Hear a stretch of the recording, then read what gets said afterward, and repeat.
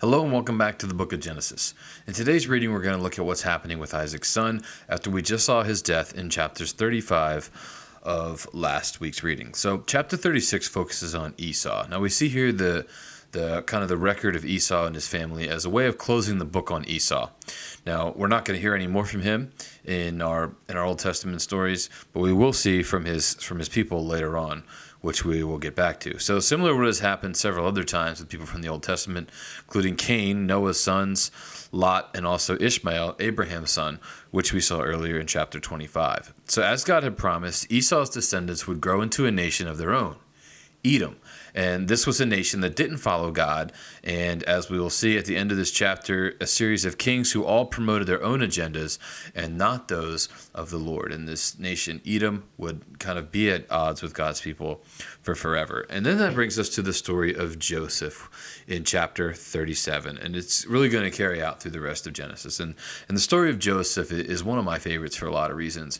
And I think one of my favorites is just the way, or one of the reasons, is just because of the way that Joseph gets in some of the worst situations possible, and God still uses him to do great things. And Joseph never loses faith through it all. And it kind of reminds me a little bit of Job's story.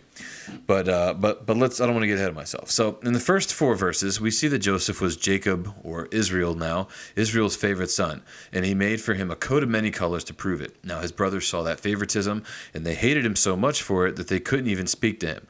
Joseph only made things worse for himself, though, because he had those dreams about his brothers one day bowing down to him, and what do you know, he had to go and tell them all about it. Now, we'll see as we continue this story that these dreams were actually prophetic because they do come true, but what Joseph didn't know was that all of the difficult times he was going to have to go through before they were done. So without all that happening to him, he never would have been ready to live out the destiny that God had prepared for him. So we should keep that in mind the next time that God brings unexpected detours into our lives. When God brings things into our lives that we're not ready for, we're not expecting, sometimes he's teaching us something that will pay off extraordinarily in the end. So speaking of those difficult times coming his way, those start right away in verse 12. When his brothers see him coming towards them in the field, and they get together and they decide to kill him.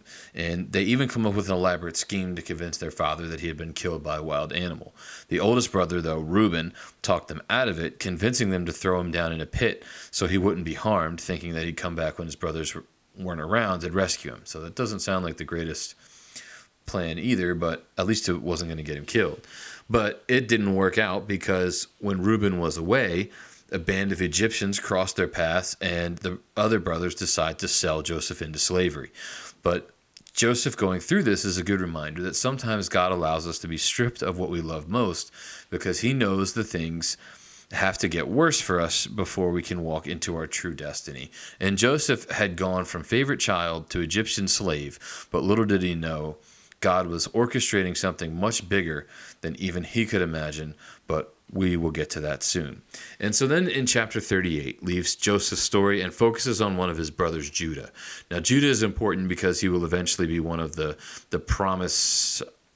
He'll be the one who the promise of Abraham is carried out through, and we know that because Jesus will come through the line of David, and David will come from the line of Judah. So that's where Judah is really important. But we'll read more about that later. Judah, here, he marries a Canaanite woman, and that's something he wasn't supposed to do, but he seems to give no thought to it. He just does it. He sees her, he wanted her, and he took her.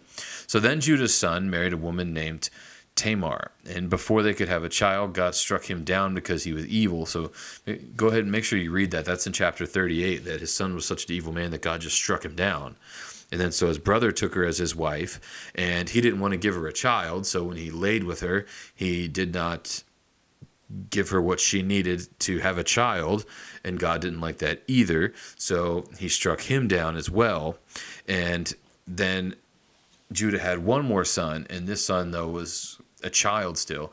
And he told this woman Tamar, he said, listen, just go away and live with your family for a while, and when my other son is old enough, I will call you back here, and he will marry you, and he will give you the child, because that's kind of the customary thing of the time.